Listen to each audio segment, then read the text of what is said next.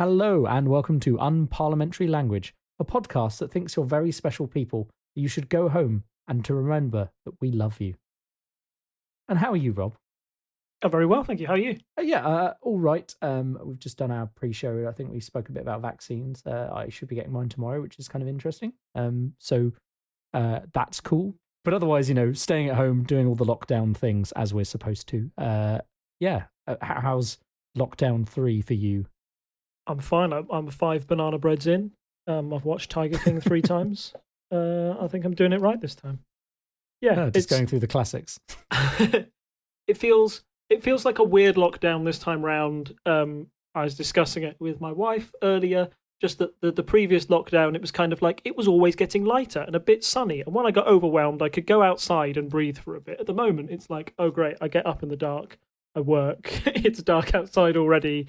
It's January, which is kind of miserable anyway. It's a bad time to be locked down, really. But as you said, brighter things on the horizon. We can look forward to vaccines and maybe a possible end to this in the near future. Fingers crossed. Speaking of things for which there is not as much of an end in sight as we may have hoped, in our headlines, in The Independent, vague Brexit deal fails to give clarity to business.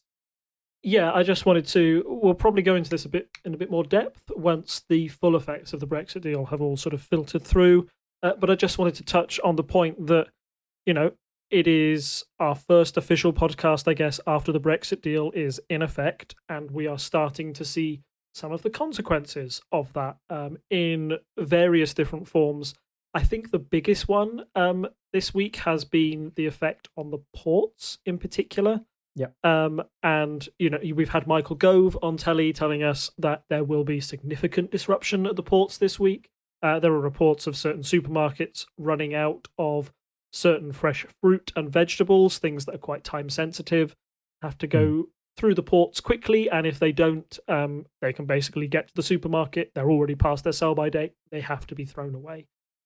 So it certainly seems to be getting a lot of challenges for business, and particularly what this headline suggests. I know that there have been a lot of businesses who thought they had all of their rules sorted for how to deal with both Europe and Northern Ireland, and it's all been turned on their head because the Brexit deal interprets them in a slightly different way. Certainly that will be one of the effects of agreeing a deal so late. Businesses didn't quite have the time to prepare that you'd want them to. Even though obviously the government has been having a big campaign promoting it, saying changes are coming no matter what on January 1st, you need to get ready. The minutiae of those changes was never really spelled out by the government, and now we've got a definitive set of rules. It's throwing up all sort of crazy things. I think the one that hit the headlines today was a lorry driver going into Holland who had to throw away his ham sandwiches. It was a Dutch customs it was a variety of people coming in with their sandwiches, and they're like, saying welcome to Brexit to people who were having to travel across. And I've also heard from friends of mine stories about I know some people whose parents live in France and are French citizens, and so they're able to travel to France despite everything going on, but a lot of people being turned away. There's a muddying of the story by what's going on with Brexit with what's going on with COVID as well, because the borders were closed down because of COVID as well. So it's like some of these stories, you have to like make sure you're 100% certain it is a Brexit story and not a COVID story. Yeah, I think a lot of it is sort of being. I believe if COVID wasn't going on right now, I believe that the impacts of Brexit would be the top story at the moment. Is my impression, definitely. Yeah. But as we'll see in our next set of headlines, COVID. Maybe there's a good reason why that's taking the limelight at the moment. Yeah, well, speaking of our next headline from the Daily Mail, are we heading for the 3 meters rule? Yeah, so as you may have noticed, we're in a lockdown, and we're really starting to see the impact of this new variant on the country, on hospital admissions, and that in turn is putting a massive strain on the NHS. I believe we've had multiple breaking headlines of hospital admissions going up. And in particular, I know that London, was it a state of, I don't want to say state of emergency. What do they, two things happened on the same day. So the hospital that I work at declared a critical incident, which is a hospital level thing where they basically are like, we can't deliver certain elective surgeries, stuff like that, because it's not safe to come in unless you're really, really dying. And then the other thing that happened was, I think it was a severe incident was declared for London by the mayor, which is just, again, it's a bureaucratic thing, but on a citywide level, that this is bad, certain things need to change, etc. But it doesn't really mean anything to the average person. It's just kind of it allows them to open up emergency funds that they may have lying around and things like that to deal with an incident. I think it might allow them to put police on a different footing. I don't know the ins and outs of everything, but essentially it's a bureaucratic switchover in how things are being approached. Yeah, they've ramped things up in the capital, and I do think this is maybe the first time in particular within like our COVID lockdowns that it's particularly affected London and a massive, like, affected the capital so much. Because obviously before then, all the major lockdowns were happening up in the north, but the new variant seems to have taken hold, particularly in the southeast first. And of course, you've got a lot of pressure and a lot of people in the southeast. I think it was tonight on the Daily Briefing, they were talking about opening up the Nightingale hospitals for non-COVID ICU patients, because the problem that we're facing now is the one that we feared when we first went back into a lockdown, like back in April of last year, whenever it was.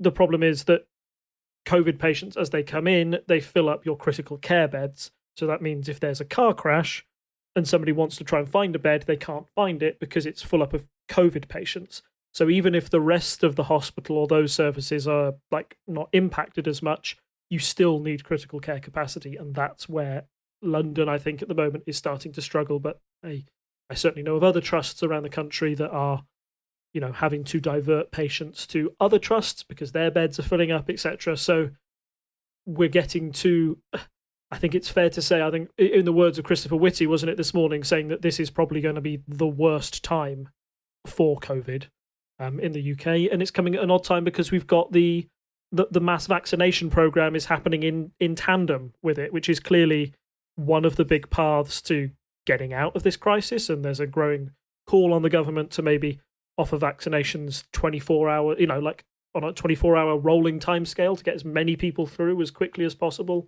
And I certainly think that, I agree, getting vaccinated or getting as many people as vaccinated as possible is the only way out of this crisis. But it's a massive undertaking, and the logistics behind that, I can't even begin to imagine what challenges that has for emergency planners and the like. So, yeah, big challenge for the government on its hands on multiple fronts. It's just about sort of holding the line now and hoping that we get through this lockdown and see where we are at the end of it. And I think it's as the famous quote, isn't there, that it's darkest before the dawn. This is very much like we know there is the hope in sight of a vaccine. Think how horrible it would be to be here without that, kind of sat there as a kind of release valve for our worries. So yes, it's awful right now. You have to follow all the rules, and that's the situation we're in.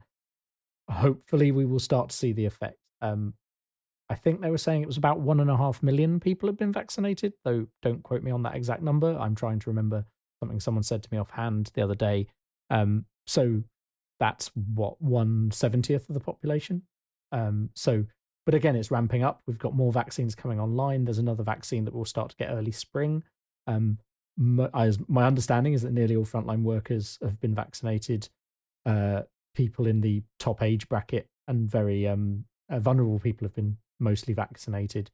And now it's more kind of getting out to those places that are a bit harder to reach for people who couldn't, say, get into a hospital to have their jab. And then it's also starting to bring the ages down and work through the older population and people who are less vulnerable. And kind of, as we said in the pre-show, that people who are working on NHS properties, regardless of whether they're frontline or not, are now getting the vaccine as well, including ourselves.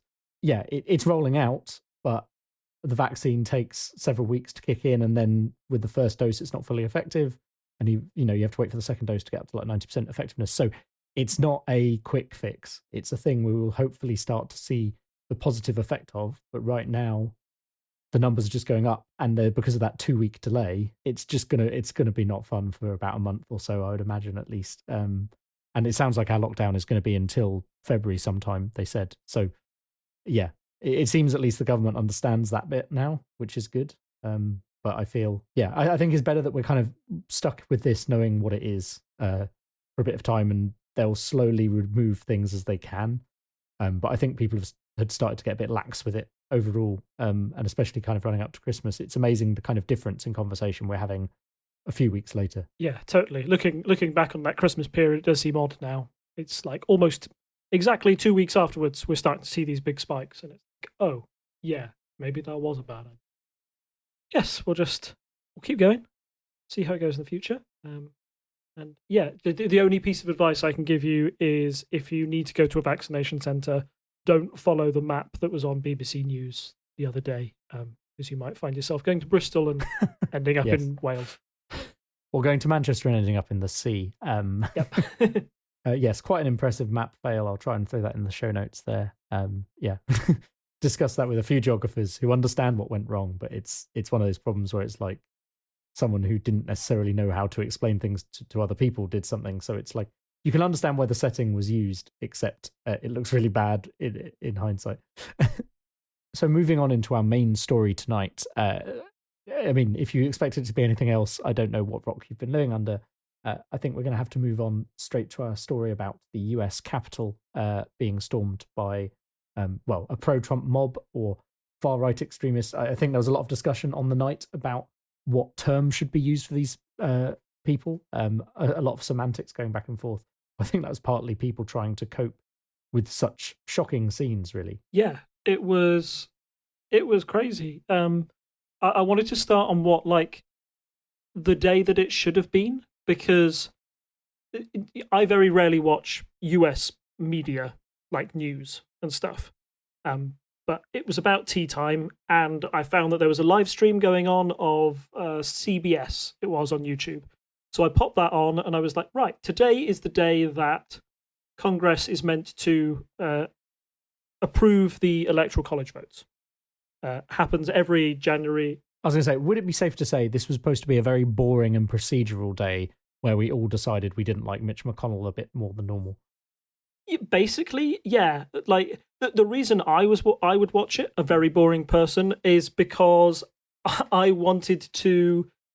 I know a lot about like UK parliamentary procedure, but watching US Congress procedure is something I know very little about, and getting a feel of like, oh, that's how the House operates, that's how the Senate operates. You got some pretty like I looked forward to seeing what the process was. So essentially they go state by state in alphabetical order. Somebody comes up and says, oh, by the way, the state of Alaska awards so many votes to Donald Trump in the presidential election. Does anybody object? Nobody objects. Mike Pence says, all things being right, that we'll approve of that, move on. So they go through in alphabetical order, and then they got to Arizona, which is one of those first swing states, disputed states, one of those ones that one of those 5 states that Trump would have said that, there were discrepancies here and issues of voter fraud. As we know, as we have repeatedly said on this podcast, I hope, and as everybody, in the media has said, the evidence of vote fraud is little to none, and of 60 court cases brought up in the US, I think Trump's campaign has only succeeded on 1 count. All the 59 have been thrown out, and that's everything from suggesting that votes were shredded to voting machines being rigged in some way. I want to make it very clear that these are objectively false things that the Trump campaign and certain Republicans have been saying. But anyway, there is this rhetoric going on in the Republican Party, which meant that when Arizona came up, somebody from the Republican Party said, yes, we would like to object to these results. So then, from my understanding, the whole procedure stops. The House says, right, we've got to stop confirming these votes. We'll go away and we'll have a debate about these votes. And then we'll come back and we'll approve, and we'll have a vote on whether we approve of them or not. So Congress had just split up, and they'd started to do their big speeches, both in the House and in the Senate. And my focus was on the Senate, because that's what the news was covering. And I got to see some really impassioned speeches from both sides, from Mitch McConnell and Chuck Schumer, who are the leaders of their political parties in the Senate, respectively. It was really interesting, actually, to see Mitch McConnell say, look, I know it's hard to take, but we lost this. We lost this election. We should accept it and move on. And the Democrats basically saying, yeah, you did lose. And then Ted Cruz would come up and say, actually, I think he was one of a group of 10 senators. He came up and said, actually, we should dispute this result because back in 1876, I might get that date wrong, it's 18-something-6, we disputed the results last time, blah-de-blah-de-blah. The American people deserve to know that we are willing to investigate this. And everybody basically said, nah. Anyway, sorry, I'm getting lost in the... No, I mean, I appreciate it. It was probably...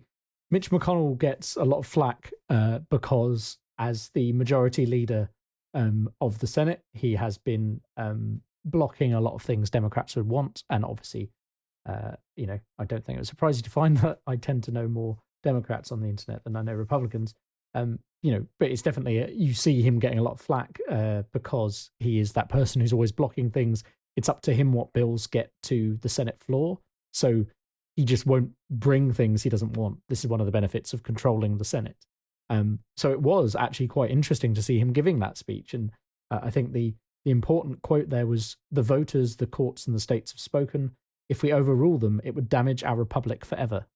Which is like, because during all those electoral shenanigans that Trump was alleging, all during that time, McConnell was saying, yeah, no, we should let the judicial process go, etc., which is actually, it's not a terrible position. It's kind of like, the problem is that it was also stoking the flames of the president. Like, the idea that you should allow the judicial process to work out, I don't think is a controversial one. It's just in that particular context, it became a very bipartisan issue.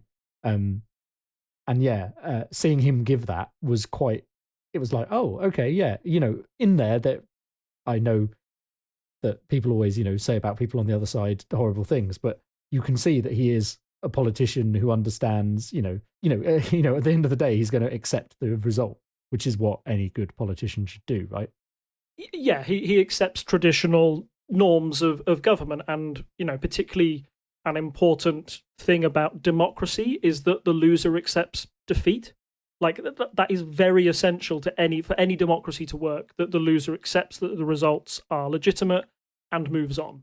Because if you don't, that's how you end up having coups in other countries where democracy is sort of disputed. You could point to several coups in Africa, for example, where election results are disputed and another side rises up or takes control of the military, blah, blah, blah. That's what happens when the rule of law and democracy is not respected. America prides itself on being the home of liberty, the home of democracy.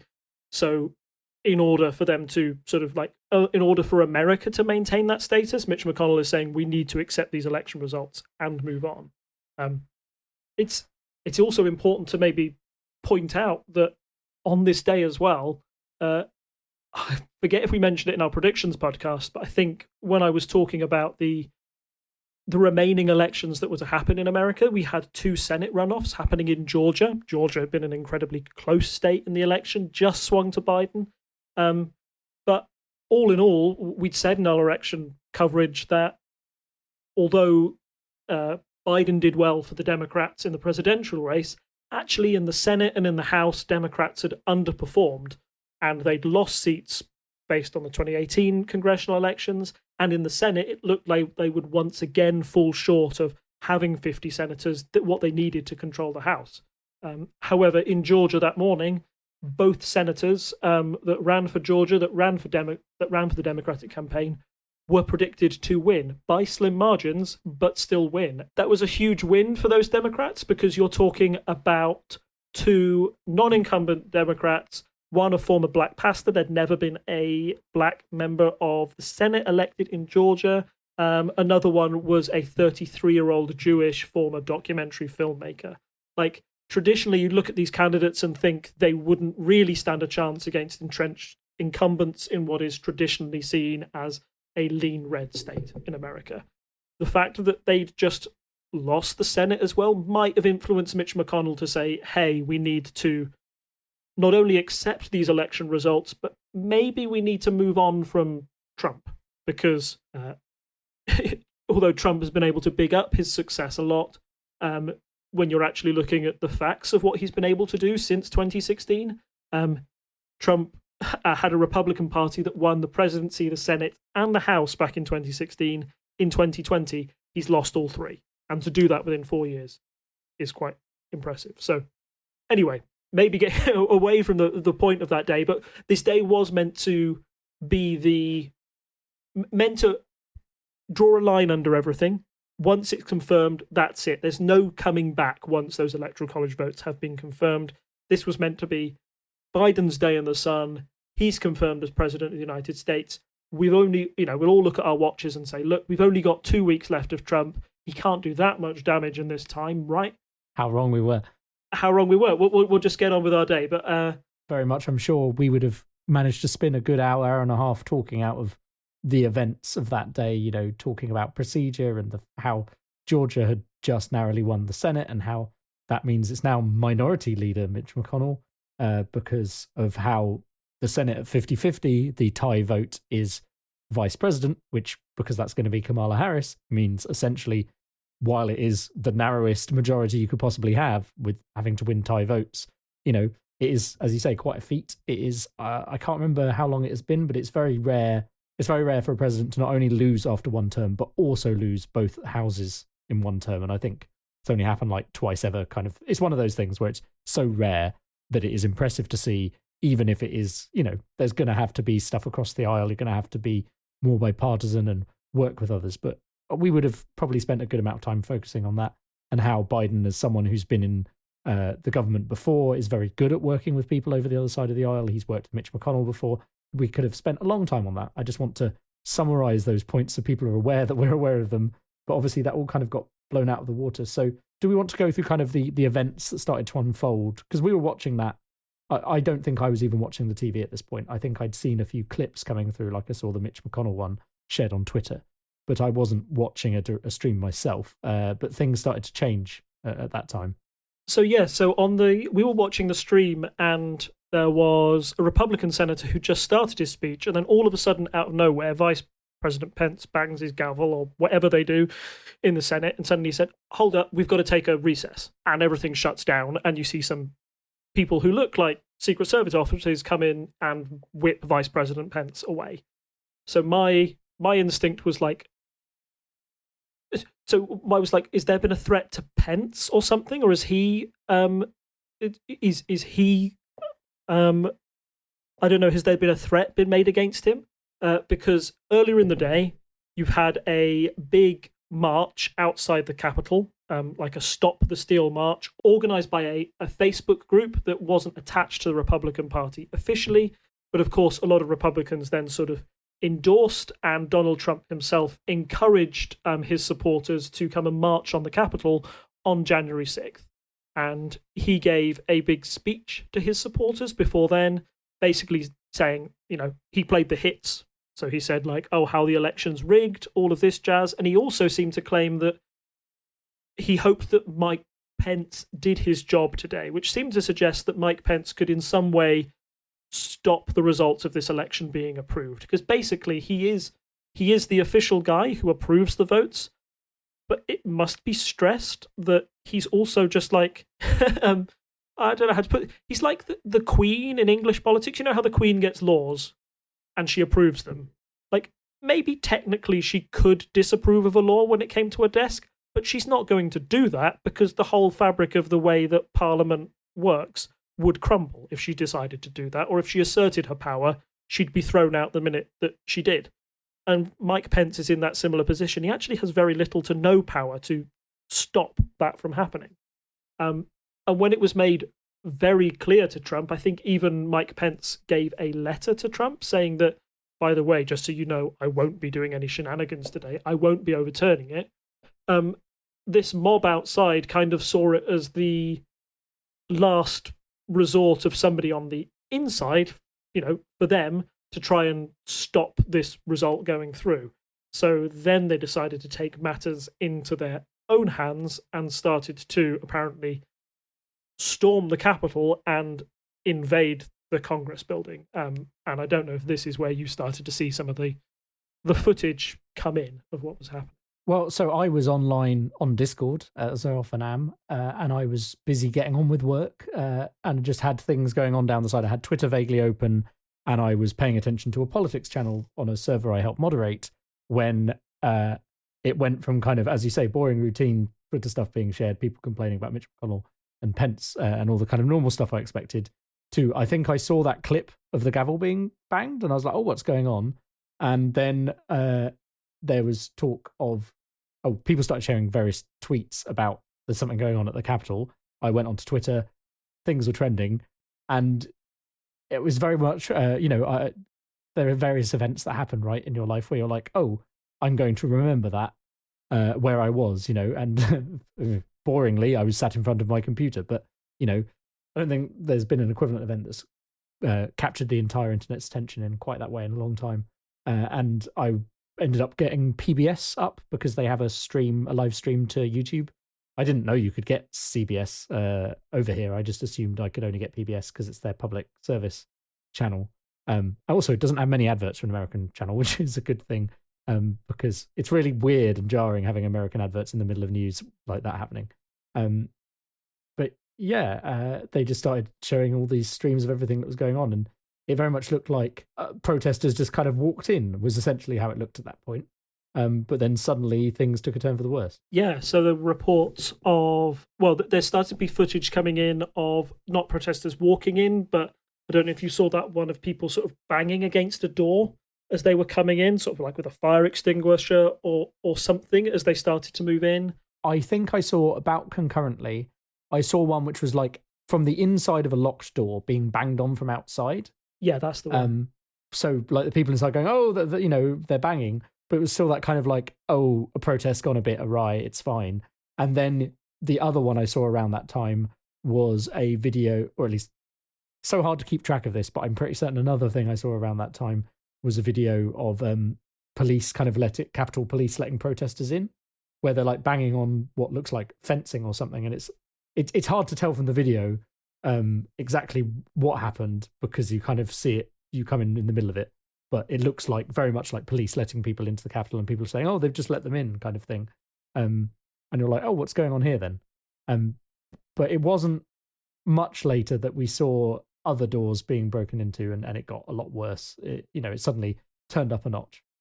Yeah, I think it's worth bringing up now. I'm maybe going to save that till later, but I think that footage of the police letting them in obviously made it look quite jarring for a number of reasons. One, were police understaffed? Were police felt so threatened that they couldn't combat these protesters coming in? And kind of secondly, and the bigger point was that how on earth did this mob of people, how were they allowed to get so close to the Capitol building? If they're banging on the doors, then clearly they've got too close, because if you cast your mind back to the Black Lives Matter protests that were happening over the summer, there were pictures of federal troops in combat gear lining the steps. Like, you wouldn't have been able to get within 500 meters of that place back in the summer. And, if you think of what Trump did to get to his church for his photo op, he tear-gassed peaceful protesters outside to get there. There was no signs of such force being used against these protesters that were actively trying to enter a congressional building that was doing a very important hearing. So that was mad, and that sort of, I think that tied into the narrative of why is the police acting this way with this right-wing, mainly white mob that is fighting for, trying to overturn a legal democratic process, when they acted far more heavy-handedly against the Black Lives Matter protesters, who were merely sort of just requesting equal civil rights and maybe, ironically, less brutal police tactics to be used against people of color. Like, that was, I think, realizing that this mob had been able to infiltrate the Congress so easily was scary in itself, and made you think, why had this been allowed to happen by the police staff that were there? And maybe the next question was, why aren't federal troops swooping in from somewhere? You would expect, because the siege of Congress appeared to go on for, I was glued to it for hours. It seemed like a long while until anybody really swept in and started dealing with these protesters in a manner that seemed fitting. Like, it seemed hours before they started to tear gas people and get them away from that back wall, that one entrance to the White House. It was bizarre and really scary watching it. Oh, definitely. I mean, it was a shock to watch. In our show notes, you'll see I've basically posted a load of Twitter links, which is roughly the feed that I followed on that day. Because, as I say, I was on Discord, I was able to scroll up and go through the links I saw roughly as I saw them, here and there. And I did try to grab stuff as it happened. But yeah, so it went quickly from that banging on the door tweet, which is a video, to a series of really good quality photos, because obviously they have people like Getty Images there and other people taking photos because it's Congress. A really good set of photos, and it's like, oh, they've breached the Capitol, and there's just some protesters standing around in a lobby. They're kind of enjoying having photos taken of them. It's a bit weird. And later on, as you said, tear gas was used in that corridor, and you see a photo of that corridor with people being dispersed by tear gas. And then I think it was actually quite quick in the series of links I've grabbed together that it was something like the 9th tweet I've got in this list. I'm not going to put them all in the show notes. There's too many. But they're in the chamber. One is up on the dais yelling, "Trump won the election. This is insane," was the quote. And that's got a really good photo. You know how they say the revolution will be televised? Well, instead, the insurrection was televised. Yeah, it was surreal and scary to watch, because I think it was amazing how quickly things happened. And as you say, just no response, it would seem. And I remember there was a fair amount of back and forth on Twitter about, were the National Guard coming in? Oh no, yeah, the National Guard are definitely coming in. Oh no, they've been stood down.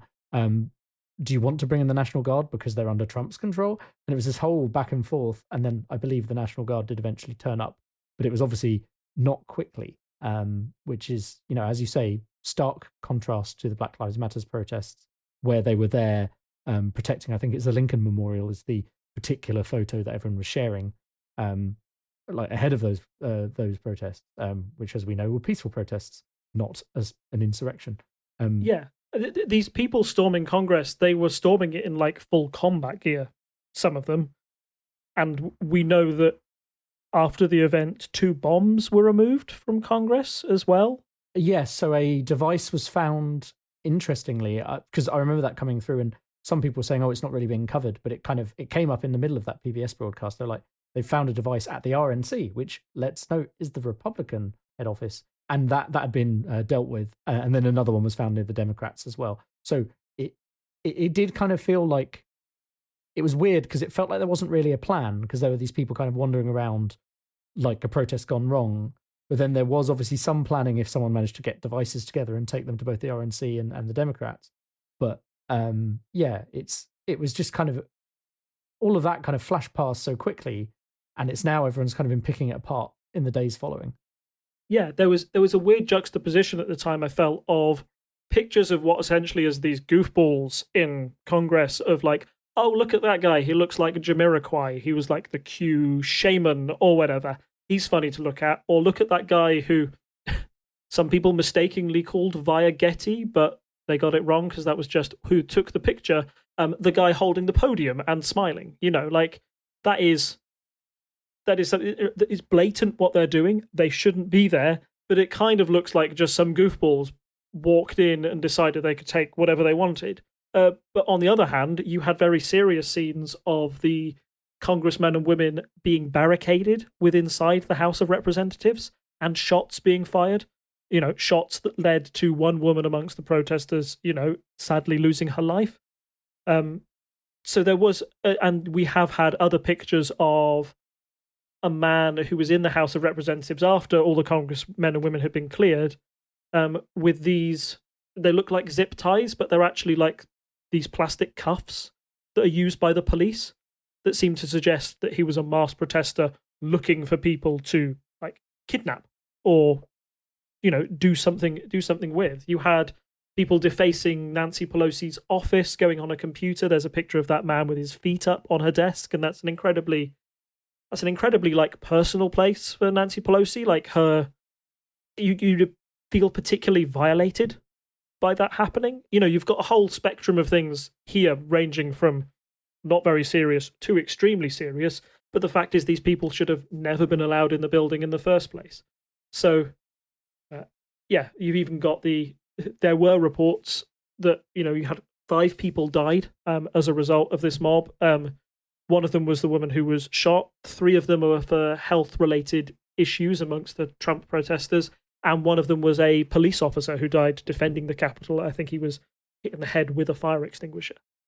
So, yeah, it was an incredibly sort of like serious situation, events of which have only really come out now we look to, now the dust has settled, we can work out what's going on. But it certainly was a chaotic scene, and I just remember the newscasters, everybody on the news being shocked at what they were seeing and incredibly disheartened that this had been allowed to happen. The big question I think that they were trying to reflect on, and maybe one will try and explain, is how had America allowed itself to get to this point? I think people, were kind of like, oh well, we've managed, Biden has won. There's going to be this kind of, sensible handover of power in Congress. It's a bit like this idea that, now we've got the vaccine, well, coronavirus is over. It's not like the problems that got America here are still present in American society. They don't just suddenly go away because you have a vote. And I think we've said stuff along that line before, but I think this is kind of a very clear indication of how troubled American society is in certain ways, and how,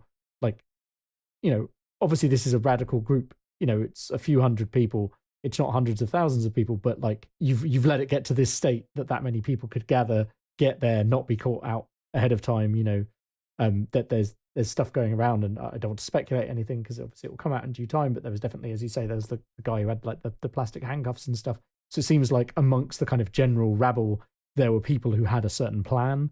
I don't want to say too much on that until stuff comes out from the authorities and stuff. I've seen people speculating and talking about it on the internet and trying to track them down. Obviously, they're making the FBI's job very easy by posting it all on Twitter. And I have also posted a link there about Parler, which, as you know, is kind of it's a platform a bit like Twitter that we would maybe discuss a bit further on in this episode, but generally attracted the free speech kind of right-wing crowd in the US. And they had a hacker went on their website and basically managed to get a load of metadata about users. And there's a GPS map kind of showing how people got into the Capitol there, which I've only just seen that article. That's quite interesting. But yeah, it's a mixture of, I think kind of it left you a bit dazed. Not only was it a shock, but then, as you say, there were moments of levity and stupidity amongst moments that were very serious. I think it's now been deleted. Actually, I had a link to a tweet where they're saying, shots have been fired. And we think that was actually the shot that was fired against the protester that killed her, unfortunately. Obviously, don't want anyone to die. That tweet has since been removed because I think it was phrased as like, oh God, they're shooting into the building kind of thing. It was a misunderstanding of what was going on because it was actually the Capitol being defended. But yeah, it was manic. Very hard to understand everything that was going on. A lot of having to deal with people being very worried all over the place, and trying to be like, look, we don't know a lot of stuff that's going on. It's coming through in dibs and drabs. And as you say, fortunately it was okay. Obviously all the Congress people were evacuated. Sorry, I feel I'm rambling a bit here. No, it's all right. So it's a hard event to comprehend, and it was chaotic. A lot happened. Yeah. A lot happened in a very short period of time, and I didn't sleep well that night. Not because I was worried for my own safety. I don't live in America, but just because it was very difficult at the time, and it kind of still is in retrospect, to parse everything that happened. So I've got a good link about how the Capitol was stormed from NYT that I'll put in the show notes. So, if there's anything we've missed, it'll be in there. It was just, it still kind of feels very visceral, even though it was last week. It's not something I'll forget being online for as it kind of unfurled. I would just quickly add to that New York Times article very quickly. There was an ITV reporter who got in with the protesters as well. I believe he shared like a 7-minute clip on Twitter. There's also a show going out, I think, in 5 minutes tonight. So that should be on ITV that has lots of footage from within the Capitol as he sort of mingled with protesters. And he may say that he's got a slightly privileged position because if you're a member of the US media, like for CNN, I think it would have been quite hard to have mingled with those protesters in the same way that a British media person was able to get in and get those shots. But if you want an insight into what was happening in the capital, I'd suggest watching that. So we've kind of talked about what happened. As we say, it was confusing, manic, a lot going on, and we maybe haven't fully let it all sink in yet, even a week after the event. But I suppose we should touch on how we got here, as in why did this happen specifically? Like I've mentioned Parler, I've mentioned a few things here and there as we've been going on, but what are the kind of, I mean, I know most people know the basics, but what do you want to dive into on like what got us to this moment with the kind of Trump fanatics? Yeah, so I think there's a what and there's a who. The who is clearly Donald J. Trump, and the what is that he's been allowed to perpetuate this myth of voter fraud for too long, and it's been humoured by members of the Republican Party for far too long as well. So we were kind of applauding Mitch McConnell for standing up in the Senate earlier and saying, yeah, it's time to accept the result. He kind of only did that on January 6th.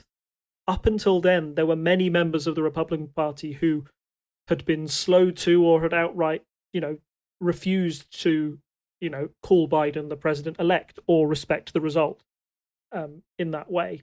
And the reason they are doing that is I don't think it's because deep down inside they believe the result was rigged. They clearly don't, because Mitch McConnell was able to flip on January 6th and say, no, I don't believe that.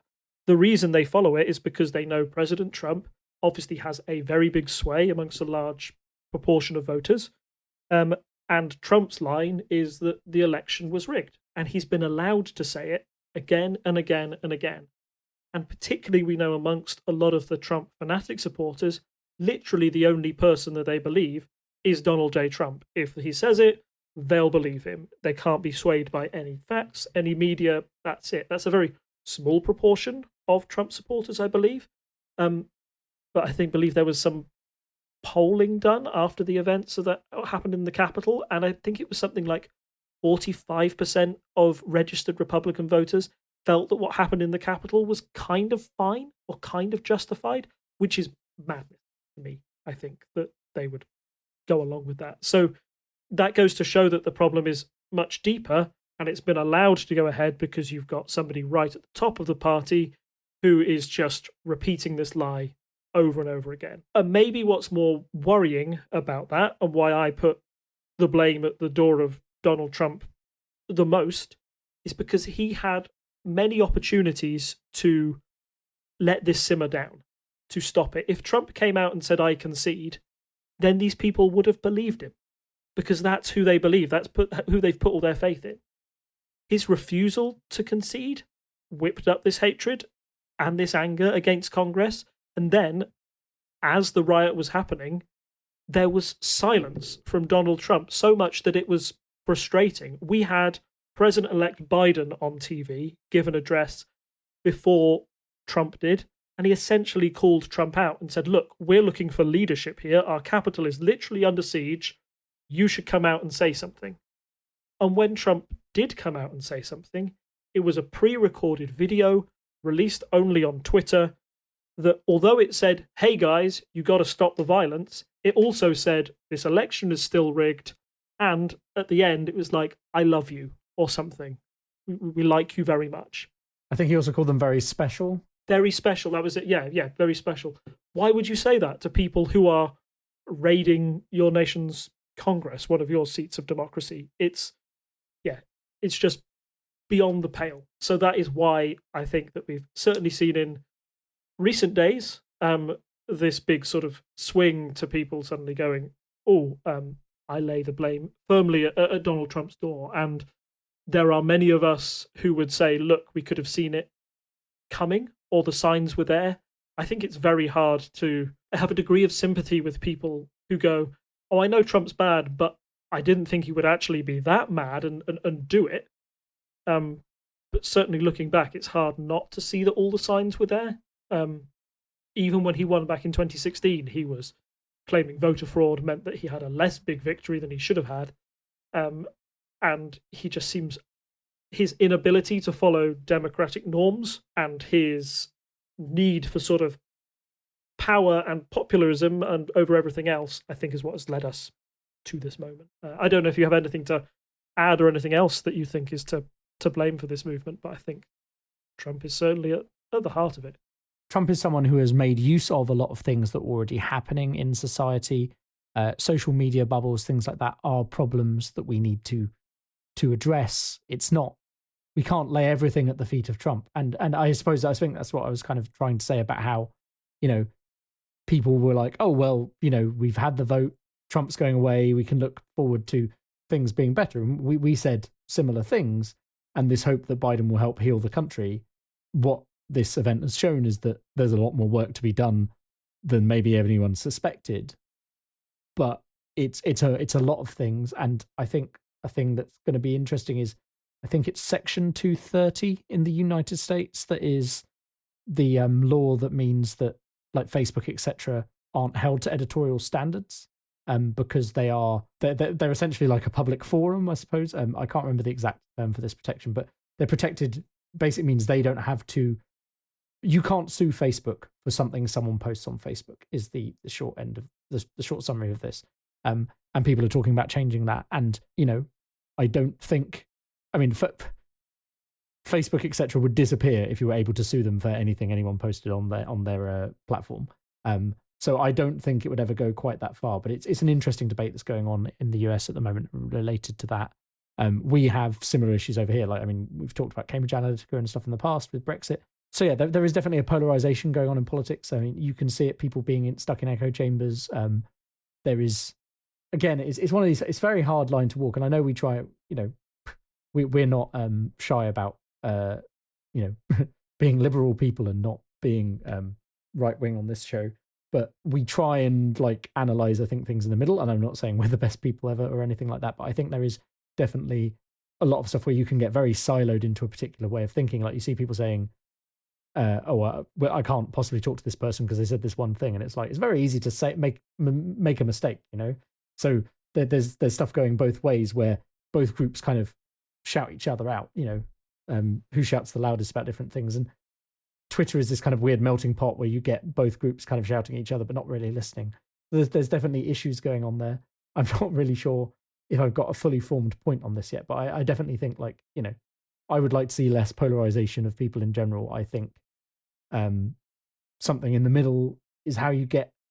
It's kind of this problem. I think we've talked about this with two-party systems before, where kind of you want your party to get in, so your party can undo some of the stuff the other party has done and put in your set of reforms, whatever that is. So if you vote for the progressive candidate, you want the progressive reforms, and if you vote for the conservative candidate, you want them to undo those things and put in stricter rules that you agree with. Is the kind of the vague idea.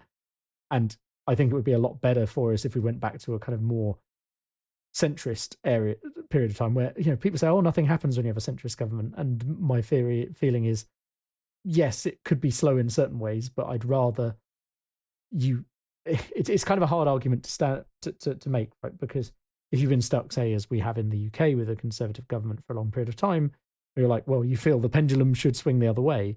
But if the pendulum keeps swinging further and further, then it's going to be more and more extreme as you go back and forth. And that's essentially how polarization in a two-party system works. And I think it would be nice to have, as we've discussed on other episodes, proportional representation, which means that more people are represented, and hopefully people would be less angry that they aren't being represented, and it would lead to less polarization.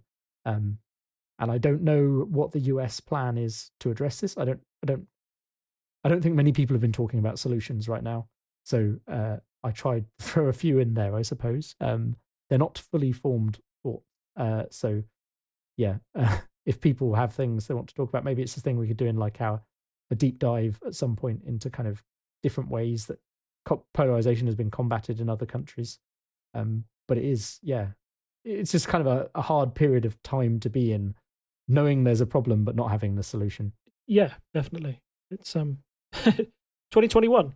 Who knew? Who knew it could start off with such, who knew it could be worse than 2020 already, but here we are. As someone said last week, oh, it's been quite a year, yeah? Yeah, it's only 6 days. Me trying to solve the world by just thinking out loud on air is not going to happen. So maybe we should move into the consequences that have come from this with Trump already. That I mentioned Parler, which, as I say, was this kind of a right-wing app. That's not Trump specifically, but that app itself has been essentially taken down because AWS, that's Amazon Web Services, which if you don't know, that Amazon, in addition to doing selling everything to everyone, also owns like half the internet by being the backbone of all these websites. Now you do.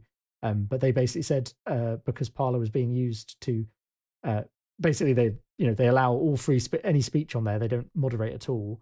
So AWS said under our terms and conditions, violence was being incited, as we saw. So bye, there goes your service. Not only was the app being removed from app stores and stuff like that, but the service itself has just been turned off because Amazon said you're not allowed your account anymore.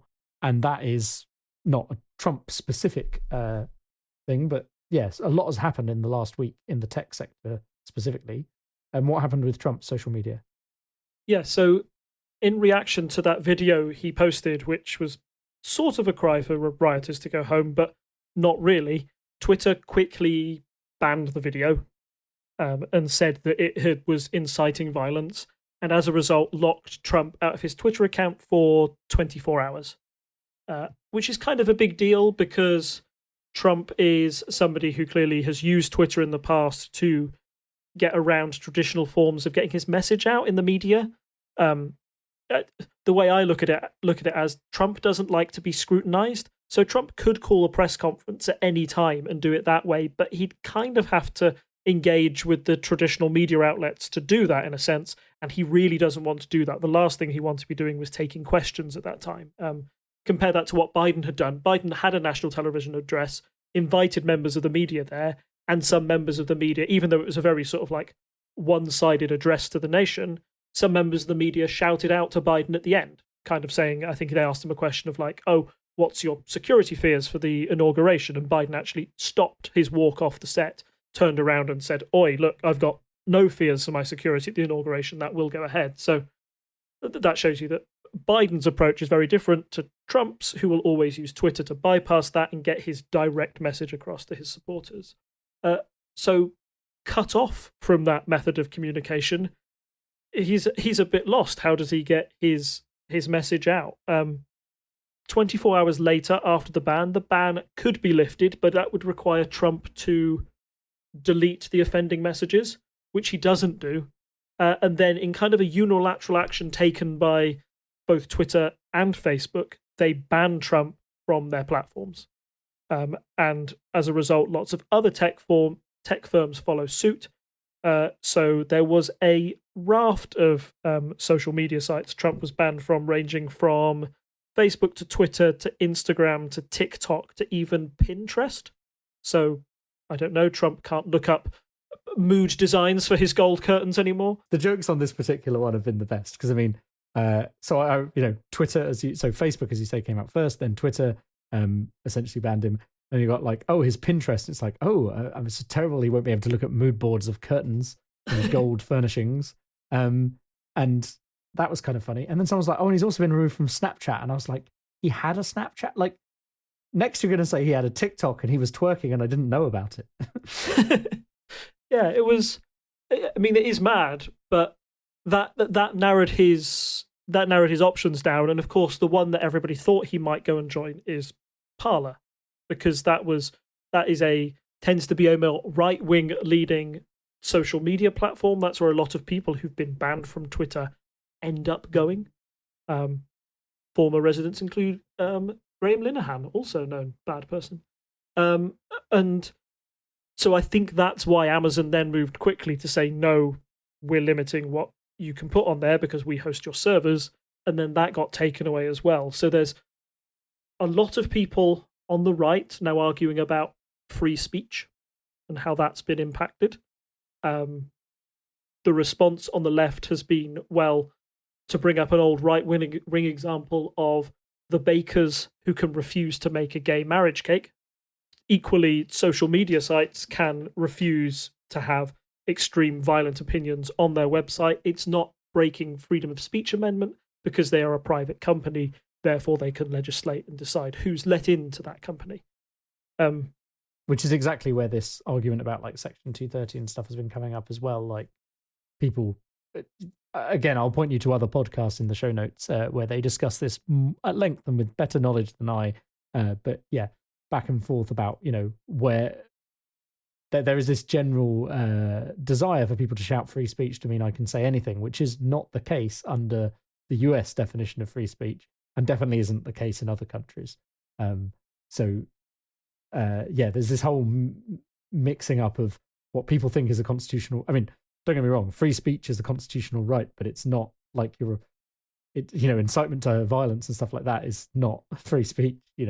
That there's not much nuance there. It's quite two distinct things, and people say, "Oh, free speech means free speech," like without actually knowing what free speech means a lot of the time.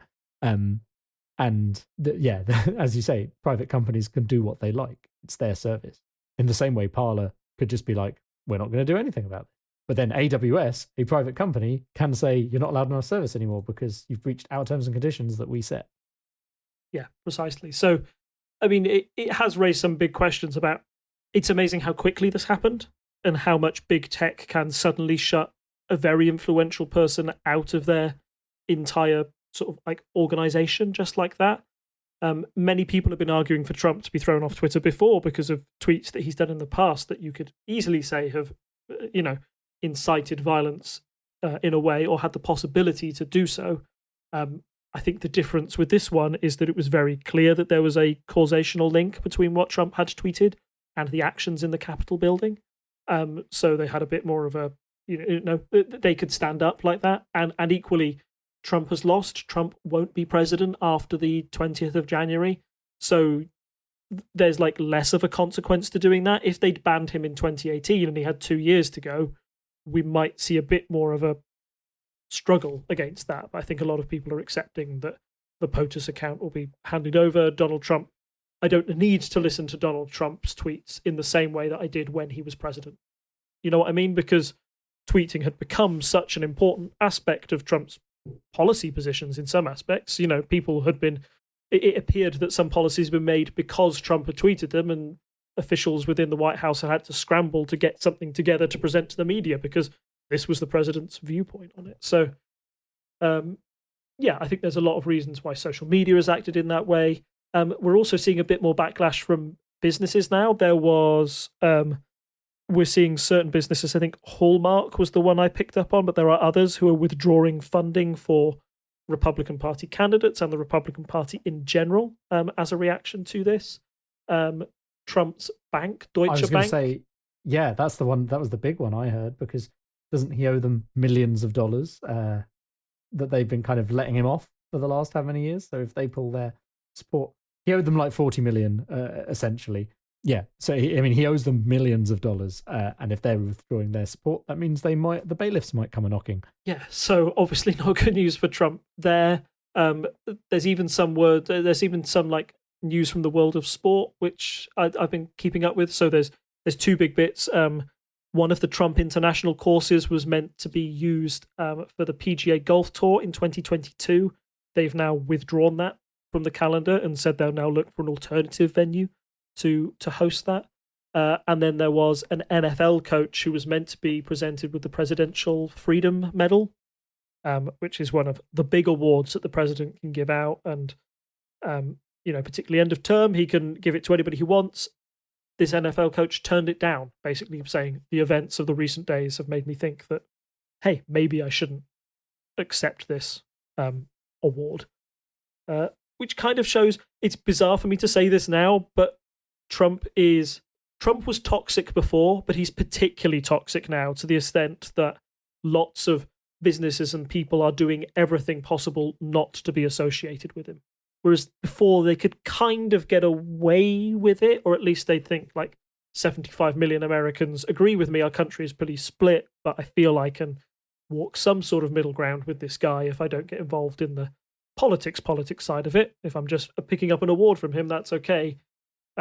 Now everybody doesn't seem to want to touch Donald Trump at all. So I think he's seen a big impact from it. The thing I really want to see is, he may have already done it, but today is meant to be one of the first times Trump is appearing in public down at the border wall to talk about some of his successes as a president, some of his accomplishments. but it'll be the first time he's had to address the media in such way. So it'll be really interesting to see how he addresses them. Is he a bit more combative? Is he the fighty Trump? Is he auto cue Trump, which tends to be a bit more reserved and official? Or will he just be low energy Trump, which is kind of, he knows it's over. I'd be really interested to see how he addresses the media now that all of this stuff has happened in the past 6 days. Yeah. I mean, he was like, let me roll back. Yeah, I mean, I feel very much, again, I'm not watching US TV, so it may be different. If you're in the US, please let us know. But very much, I feel like he's kind of like just giving out missives via an aide and things like that. Like, he doesn't have Twitter, which used to be his way of saying things. So, like, there was a report, of course, that he's not going to be attending the inauguration. Things like that have come out. There was also a report from Scotland saying that he's not allowed to come and visit their golf courses to miss the inauguration, which I thought was quite funny. But yeah, there's I'm not sure I can imagine a contrite Trump. Yeah, it's hard to believe. I don't think he's possible. He has to be auto cue Trump if he's doing that. That's the only time he's ever appeared presidential in the old sense of the word. Is when somebody has written those words for him. Left to his own devices, he can go off on one. And sorry, just to bring you brought up a very important point there, which is that Trump won't be attending the inauguration. That would have been the other thing we would have been talking about this week. In a normal world, that would have been the biggest thing. I actually had a regular listener to the podcast message me today saying that, do you remember when you did those predictions? And the maddest thing you could think Trump would do is not attend the inauguration. It's like, yeah, it's a bit different now. So, yeah, I don't think Trump's come out of this well. I think that's fair to say. Yes, no, definitely not. And those are the consequences he's already seen. But I think there's also been a lot of talk about other consequences that could be, as we've talked before about impeachment this time last year, how time flies. There is talk about actual kind of official sanctions against him for his role in inciting these particular protesters. So I think there's two questions. I'll just lay them out now, and then you can attack them however you like. So what is the 25th Amendment for those of us in Britain who don't have the Constitution memorized? And can they impeach him? Do you think that's going to come through? So just to address the first one, there are two methods to remove Trump. So either by the 25th Amendment or by impeachment. So the 25th Amendment is the one that the Democrats have been pursuing first because it's it's apparently far quicker to do. Because essentially the 25th Amendment says that if the president is deemed to be incapacitated or incapable of rule, the cabinet and the vice president essentially take a vote, say, yes, we agree that the president is unfit to rule. The vice president will rule in his place until either the president is fit again to rule, or the vice president will rule indefinitely if something else was happened to the president. There's a very good, I know we've talked before about Legal Eagle, a very good YouTube video from Legal Eagle discussing all the ins and outs of the 25th Amendment that I'll throw in the show notes. But I think the key thing is that it's only really been used voluntarily by a president who's like undergoing elective surgery, for example, in the past, as opposed to being used to remove someone, which is this second part of the amendment that has just not ever had to be used in anger before. Yeah, and that's exactly it. I think that's the reason why we need to like really push the 25th Amendment one to the side and think that it's not going to happen. I think the Democrats had to pursue it because it's kind of a way of them. It's a way of them saying, look, we didn't get involved. If the cabinet and the vice president decide to get rid of Donald Trump in that manner, then that's all Republicans doing it, essentially. So it shows that that's a very like quick unilateral move. Both sides don't dislike this president. He's gone.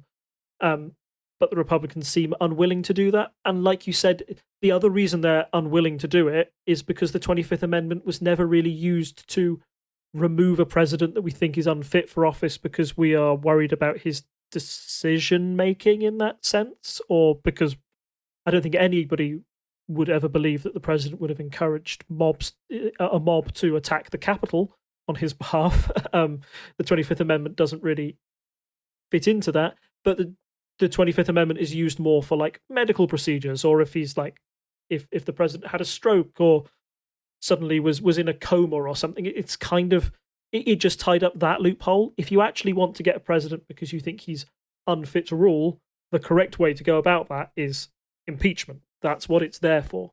So that's the second way the Democrats are trying to remove Donald Trump. Obviously, he had one before. And when the idea of impeachment was initially put to me by, like, I had some friends texting me on the night just saying, like, oh, Democrats are saying they're going to impeach him. Can they do this? My initial reaction was like, nah, because the Ukraine impeachment, like, ran for 4 months. We've got 2 weeks. There's no way they can get it done that quickly. However, there are some key advantages to doing impeachment, and they can speed it up. So usually it can get stuck in committees for a long while. Democrats now control all those committees, and they've said, yeah, we can get a vote on the House really quickly on this. So they can speed up the process somewhat. You only need a simple majority in the House to pass impeachment in the lower chamber. The Democrats have that majority there as well, so it's really likely to pass. Then you move on to the Senate, that requires a 2/3 majority to remove the president. So you, with the Senate being as it is, you'd have to flip about 15 to 16 Republicans to try and remove Donald Trump. Is that possible? Do they have the numbers? I think that at the moment they could probably successfully flip about 5 senators, maybe the most notable of those being Mitt Romney, who's never liked the president and made it quite a public fact, and some of the more moderate Republican senators like Susan Collins. To get the other 10 on board, I'm not quite sure where they get the numbers at the moment. I was, for some balance, I looked up on, I was looking at like, oh, how are Fox News covering the Capitol like riots and what that's doing? Because I think it's very interesting to see how they're approaching it and making it fit into their agenda. Some of the words that are coming out of the Republican side is, no, you can't impeach him. One, because he's going to be gone in a week anyway, so why bother? You're going to get rid of him. It's, we don't need to go through all this fuss. You seem to be like wanting to score one last political point. Secondly, and I think this is one of like the weakest arguments that they've got, is that, oh, if you impeach him, that might incite more violence. I think that's a really bad way to look at the situation. I've seen some people online compare it to like, I don't know if this is too extreme, but it's like people saying, if you've got like a domestic abuse situation, like, oh no, don't call the police on him. That's only going to make him angrier. You should keep it to yourself. And it's like, no, that's not how you deal with these type of people. You have to get in and remove them from the situation. What if Frodo said, no, I'm not going to destroy the ring because that will only divide Middle Earth further?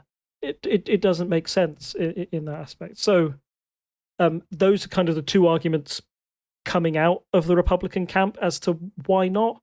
And with all of these things, particularly with impeachment, it does kind of depend on what the Republicans think their base will do. If they think there's enough people in the Republican base who think that no, Trump really has to go, I think you can flip those 10 to 15 senators that they need to remove him. There's a bit of information that's been coming in today. I know that these are both from the New York Times, so it's only a single source. But it's only a single newspaper, so it could be that this is being reported differently by other people, is what I mean. But there was earlier today they were saying that House Republicans are being told to not lobby against impeachment, so basically kind of let it go through. And there's also apparently McConnell, and again, this is not like a direct quote, but it's people familiar with the matter, pleased by the idea of impeachment because it's a way to kind of remove Trump from the Republican Party and have a clean break. Obviously, does that mean he will vote for impeachment? It remains to be seen. Mitch McConnell turning against Trump in a vote would surprise me, but at the same time, he's always been a shrewd politician. So maybe that's why Republicans might flip for this vote. Yes, there's always the possibility, and I learned today that the impeachment process can run on after Biden is officially president. It doesn't. If they don't do it by the 12th, it doesn't stop.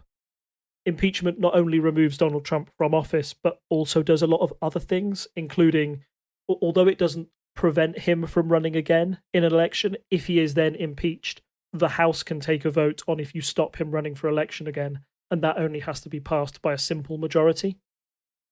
So it's very likely that Democrats could get that passed as well. He loses other rights as well, like some rights to a pension. He would still get Secret Service protection after he's gone. He is kind of a much more of a clean break from public life, and he won't be regarded in the same way as ex-presidents are. Like all the ex-presidents tend to turn up to things. You will see all the ex-presidents at the inauguration, probably, apart from Donald Trump, because they kind of it was what was it? I was looking this up, that there was an act kind of passed in the 1950s, 1960s that kind of said that no, America will look after its former presidents and make sure that none of them fall into poverty, which was kind of what happened with the earliest presidents. I think it was, I don't know if it was Jefferson. There's one of the older presidents who was kind of like hardly made any money after being president and was just kind of getting by on doing speeches for people. They try and make sure that they look after them, and you're a member of a very exclusive club of people, the very few people who have led one of the most influential countries in the world. You're meant to be looked after. To have Trump kind of kicked out of that club unceremoniously would kind of be the final embarrassment, I think. It's kind of in stark contrast. I know we've talked recently about Tony Blair, Theresa May, and David Cameron coming back to say, and even John Major to say things about Brexit and other things, but it's generally kind of not the done thing in UK politics. I mean, Theresa May is still an MP, so it's a bit different for her. But whereas, yeah, it has always felt very different. But as you say, these laws haven't been around forever. In fact, one thing I was reading today was there was I think it was in 93 or 94, they changed, so the ex-presidents get a security detail for life. And then they changed it so that any presidents after 1994 would only get it for 10 years after their presidency. But then Obama reinstated it, so it is now again for life. So that, it was initially a cost-cutting measure that they put it down to 10 years. But obviously, if you have a controversial president, life could be at risk 10 years after they leave office still for, someone having a grudge against them. So you can understand why they do it. But equally, it's kind of interesting that's like, I don't imagine, I don't know off the top of my head, but I mean, I'm sure if they turn up to some kind of state function, there might be extra protection for an ex-prime minister, but I don't think they have any special protections under law that I'm aware of. Yeah, it is. It's just very different to try and compare these two countries like chalk and cheese, where they do it. But then again, we go through a lot more, I would say, or we can do. It's not as formal as our procedure. Like, you can have a very short-serving prime minister in Gordon Brown, or somebody like Tony Blair or Margaret Thatcher who went on for over a decade. Or you can have Conservatives right now who have been in charge for 10 years but managed 3 different leaders. So, yeah, I think because of our less formal procedure, it means that it's harder to write those things in stone. But yeah, I think it's very embarrassing for Trump to be thrown out of that club. And if he was an outsider before, if he was ever looking when he started the presidency to kind of be accepted, or at least feel that he would be hanging around with those other people, that he would still be in the same company of, Bush, Clinton, Obama at those functions, he's kind of made it so it's almost impossible for him to turn up to those things. And with him refusing to turn up to the inauguration, maybe we can flip it back to that right at the end, it kind of shows that maybe his own refusal to do that maybe shows that he was never interested in being in the first place. He's always been an outsider and will continue to be so, even after his presidency is long over. I think one more thing I want to just ask before because this has been a long episode and we do need to wrap up, but what do you think the chances are? Like, Trump has this fervent base. How hard do you think it's going to be for Republicans to win back those people who've gone full Trump, as it were?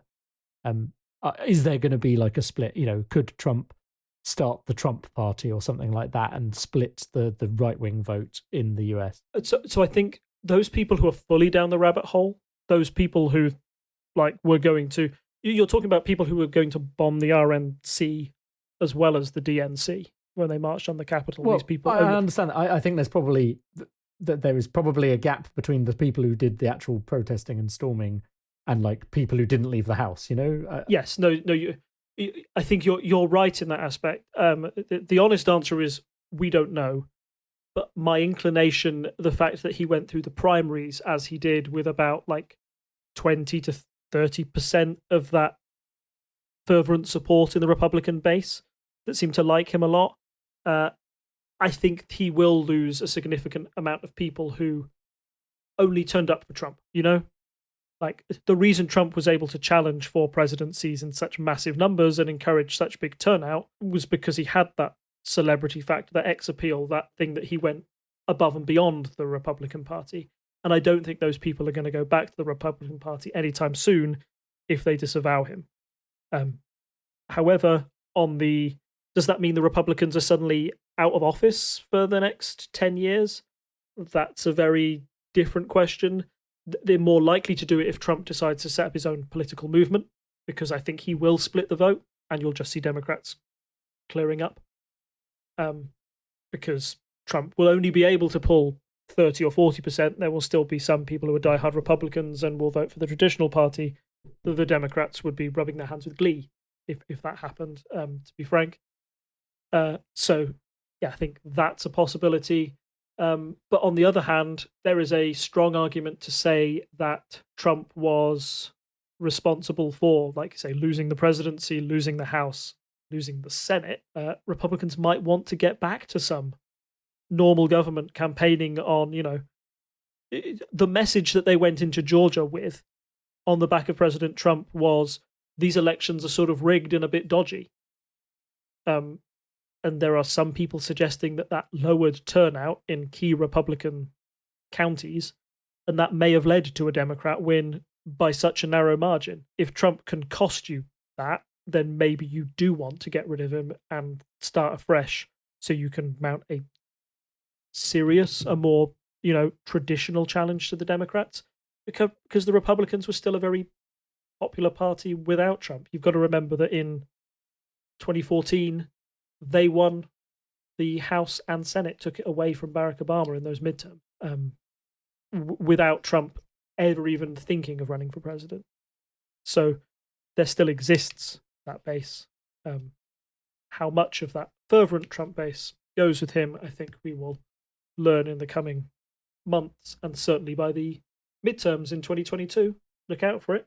Set your watch. It's just around the corner.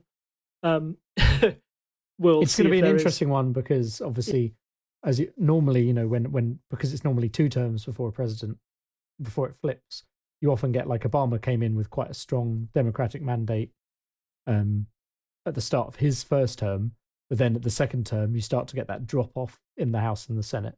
So it'll be interesting to see if such a, like, can they capitalize on a narrowly won Senate this time round by putting through some good stuff, doing some good bipartisan stuff, and maybe winning over some Republicans in 2 years' time, or are they destined to lose control of the Senate in just 2 years? Yeah, that we've got to wait and see. And I think a lot does come down to how Trump deals with his exit. If he does it gracefully, then the Republicans might stand a chance of getting back. If Trump completely disavows the Republican Party and goes on his own path, I think they're in trouble. Well, watch this space. We'll be watching, and we'll be watching the polls in the future. There's obviously nothing to be paying attention to on that front right now. Thank you, as always, Rob, for helping explain the increasingly crazy world of US politics. And hopefully it can be a bit more normal, but I don't want to jinx it. So let's not say that. Yes, we've still got some time until the actual inauguration and stuff. So I think it's going to be a bit of a tense time in the US, obviously, following these events. Hopefully that all goes as smoothly as it can, given what's just happened. I know that there'll be lots more National Guard, deployed and stuff for the inauguration. So hopefully they've learnt their lesson from that kind of side of things, and it will be as peaceful as everyone was expecting. Thank you to all our listeners for joining us this week. I hope you enjoyed the slightly longer than usual episode. We will be back, as usual, in about 2 weeks' time. You can find us all over the place on the internet. Go to parliamentary.observer to get to our website, where you'll find links to all of our social media, etc. You can find us on YouTube, Facebook, etc. Come over there. As I always say, the most useful thing you can do if you like this podcast and want other people to hear it, tell your friends, they will go and download it and listen to us, and maybe they would like the podcast too. Of course, if you do have a few dollars to spare to send our way, you can go to patreon.com/TTSS, where you can give us money that will help go towards hosting costs. It will help go towards the equipment we use, software we have to pay for. And I think this week I'm going to have to pay for a Getty image of the Capitol. So, there's stuff like that we can support as well. And of course, it shows us that you like us, which is obviously great for our self-esteem. And you also get a bonus pre-show rambling. There seems to be a lot about Assassin's Creed Valhalla at the moment, but if you want to hear us chatting about stuff that's not necessarily politics, just about our lives and how things are going, maybe a bit more view into how the podcast gets made sometimes as well, that's there for you over on Patreon if you support us for at least $1 a month. And with that said, I don't think there's anything left for me to say other than it's good night from me. And it's good night from him. Bye. Bye. Bye. Bye. Bye-bye. Bye-bye.